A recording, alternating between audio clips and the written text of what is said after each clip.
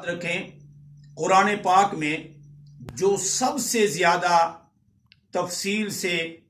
مسئلہ اللہ نے بیان کیا ہے وہ مسئلہ توحید ہے۔ اس مسئلہ توحید کو سمجھانے کے لیے اللہ نے دلائل عقلیہ بھی بیان کیے ہیں، دلائل نقلیہ بھی بیان کیے ہیں، اور قسم قسم کی مثالیں دے کر بھی یہ مسئلہ سمجھایا ہے۔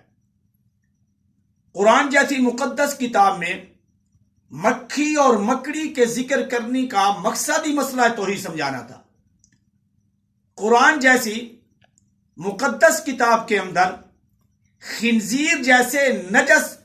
پلیت جانور کا جو ذکر کیا تو اس کے ذکر کرنے کا مقصد بھی مسئلہ توحید سمجھانا مقصود ہے۔ قرآن پاک کے اندر اللہ نے جانوروں کا ذکر کیا کہ ذرا ان جانوروں پہ غور کرو کہ ہم تمہیں گوبر اور خون کے درمیان سے خالص دودھ پلاتے ہیں، تو اس کے ذکر کرنے کا مقصد کیا تھا؟ صرف مقصد یہ تھا کہ تم صحیح الہ کو پہچانو، الہ اور معبود کی پہچان تمہیں آ جائے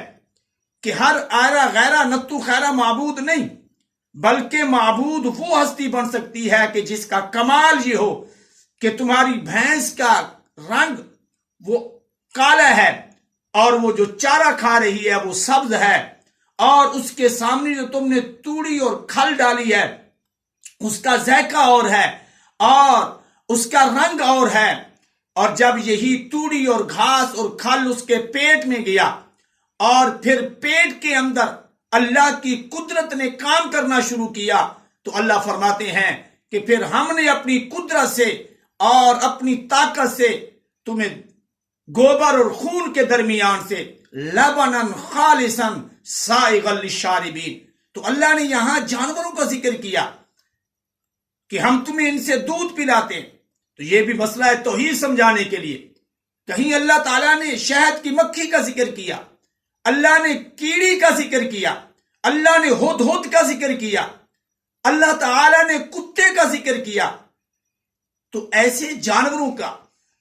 جو اللہ نے ذکر کیا ہے مقصد یہ سمجھانا نہیں تھا کہ نماز پڑھو روزہ رکھو، یہ حکم ہے، نماز فرض ہے، روزہ فرض ہے، اس کا انکار نہیں ہے، لیکن روزے اور نماز کی روح جو ہے وہ عقیدہ توحید ہے۔ اللہ نے جہاں نماز کا حکم دیا فرمایا وَأَقِیمُوا الصَّلَاةَ، نماز پڑھو، لیکن آگے کیسے پڑھنی ہے، کتنی پڑھنی ہے، اس کی ڈیٹیل قرآن میں اللہ نے بیان نہیں کی، اس کے لیے ہمیں حدیث کی طرف جانا پڑتا ہے۔ اور اسی طرح روزہ رکھو، اب کتنے رکھنے ہیں، کیسے رکھنے ہیں، کن چیزوں سے روزہ ٹوٹتا ہے کن سے نہیں ٹوٹتا، اس کی تفصیل کے لیے ہمیں حدیث کی طرف جانا پڑتا ہے۔ لیکن جہاں اللہ نے قرآن پاک میں مسئلہ توحید بیان کیا ہے، دعوے پہ جب بطور دعویٰ کی یہ بتایا کہ میں تمہارا الہ ہوں، تو ساتھ اللہ نے دلائل کا انبار لگا دیا، دیکھو میں تمہارا الہ ہوں، اس پر دلیل یہ ہے کہ تمہارا خالق میں ہوں، اس پر دلیل یہ ہے کہ تمہارا رازق میں ہوں، اس پر دلیل یہ ہے کہ تمہارے نفع نقصان کا مالک میں ہوں، اس پر دلیل یہ ہے کہ تمہارے قدموں کے نیچے زمین بچھانے والا میں ہوں، اس پر دلیل یہ ہے کہ تمہارے سروں پر آسمان کی چھت جو ہے وہ اتارنے والا میں ہوں، اس پر دلیل یہ ہے کہ آسمان سے بارش اتارنے والا میں ہوں، اور پھر بنجر بیابان زمین سے پھول بوٹے اگا کر تمہارے لیے غذا پیدا کرنے والا میں ہوں، اس پر دلیل یہ ہے کہ سورج چمکانے والا میں ہوں، چاند کو چاندنی دینے والا میں ہوں، ستاروں کو سجانے والا میں ہوں، رات کو لانے والا میں ہوں، دن کو لے جانے والا میں ہوں۔ اللہ تعالیٰ نے انسان کو مختلف قسم کی دلیلیں دے کر مسئلہ یہی سمجھایا کہ میرے سوا تیرا کوئی الہ نہیں ہے، میرے سوا تیرا کوئی معبود نہیں ہے، میرے سوا تیرا کوئی مشکل کشا نہیں ہے، میرے سوا تیرا کوئی حاجت روا نہیں ہے، میرے سوا تیرا کوئی داتا نہیں ہے، میرے سوا تیرے لیے کوئی غوث اعظم نہیں ہے، میرے سوا تیرے لیے کوئی لجپال نہیں ہے، میرے سوا تیرے لیے کوئی غریب نواز نہیں ہے، داتا بھی میں ہوں، مولا بھی میں ہوں، مشکل کشا بھی میں ہوں، حاجت روا بھی میں ہوں، نفع نقصان کا مالک بھی میں ہوں، اور تیری موت موت و حیات کا مالک بھی میں ہوں۔ اللہ نے قرآن پاک میں مسئلہ توحید کو کھول کے بیان کیا ہے، اور پھر یہ مسئلہ توحید صرف ایک پیغمبر کی دعوت کا مرکز نہیں رہا، بلکہ 1,24,000 پیغمبر جتنے بھی آئے ہیں سب کی دعوت کا مرکزی نقطہ جو ہے وہ یہی تھا کہ لوگوں، اللہ کے سوا تمہارا کوئی معبود نہیں ہے۔ جو مسئلہ قرآن میں سب سے زیادہ اللہ نے بیان کیا ہے، آج کا مسلمان سب سے زیادہ اسی مسئلے سے ناآشنا ہے۔ آج اسی مسئلے سے وہ جو ہے وہ غافل ہے۔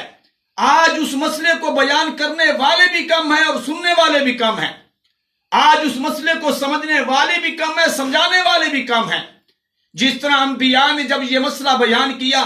تو نبیوں کو بے وقوف کہا گیا، نبیوں کو گمراہ کہا گیا، نبیوں کو مجنون کہا گیا، دیوانہ کہا گیا، ان کے خلاف جو ہے مذاق اور بھڑکیاں کسی گئی۔ اسی طرح آج بھی جو مسئلہ توحید بیان کرے اس پر مذاق کیا جاتا ہے اور اس کو قسم قسم کے القابات، برے القابات سے نوازا جاتا ہے اور پھپکیاں کسی جاتی ہیں اور ان کو معاشرے میں اچھا نہیں سمجھا جاتا اور فسادی سمجھا جاتا ہے۔ یہی فرعونیوں نے حضرت موسیٰ علیہ السلام کو فسادی کہا تھا، اور یہی قوم نوح نے حضرت نوح کو گمراہ کہا تھا، قوم عاد نے حضرت ہود علیہ السلام کو بے وقوف کہا تھا۔ لیکن انبیاء نے قوموں کے یہ طعنے سن کر اپنے مشن کو چھوڑا نہیں تھا۔ اس لیے علماء حقہ جو مسئلہ توحید کے لیے جنہوں نے اپنے آپ کو وقف کر رکھا ہے، اور ان کی گفتگو میں وہ درس کی گفتگو ہو، جمعے کی گفتگو ہو، ہر گفتگو میں اللہ کی توحید کا وہ پرچار کرتے ہیں، تو انہیں ان باتوں کو ذہن میں رکھ کر گھبرانا نہیں چاہیے۔ مسئلہ توحید کو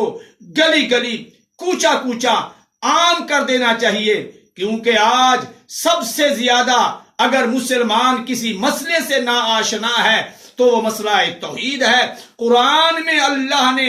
ہر صفحے پر مسئلہ توحید بیان کیا ہے۔ قرآن میں آپ کو ایسا صفحہ تو مل سکتا ہے جس صفحے پر نماز کا ذکر نہ ہو، روزے کا ذکر نہ ہو، حج کا ذکر نہ ہو، زکوٰۃ کا ذکر نہ ہو، والدین کے ساتھ حسن سلوک کا ذکر نہ ہو، حلال کھانے کا ذکر نہ ہو، حرام سے بچنے کا ذکر نہ ہو۔ لیکن پورے قرآن میں کوئی ایسا صفحہ آپ کو نہیں مل سکتا کہ جس صفحے پر اللہ کی توحید نہ ہو،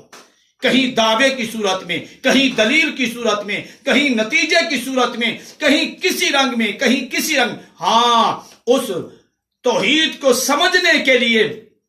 اس توحید کو سمجھنے کے لیے بھی دماغ چاہیے، اس توحید کو سمجھنے کے لیے بھی عقل چاہیے، اس توحید کو سمجھنے کے لیے بھی فہم چاہیے، سمجھ چاہیے۔ اور بحمداللہ وہی لوگ قرآن سے اللہ کی توحید کو سمجھتے ہیں جن کا کسی نہ کسی رنگ سے، ڈھنگ سے شیخ القرآن حضرت مولانا غلام اللہ خان رحمت اللہ علیہ کے سلسلے سے جس عالم کا، جس امام کا وہ تعلق ہوگا، اس کو قرآن کے ہر صفحے پر جو ہے وہ اللہ کی توحید کسی نہ کسی رنگ میں نظر آئے گی۔ اللہ اپنی توحید کو سمجھنے کی توفیق عطا فرمائے اور سمجھ کر اس کے مطابق عقیدہ رکھنے کی توفیق عطا فرمائے۔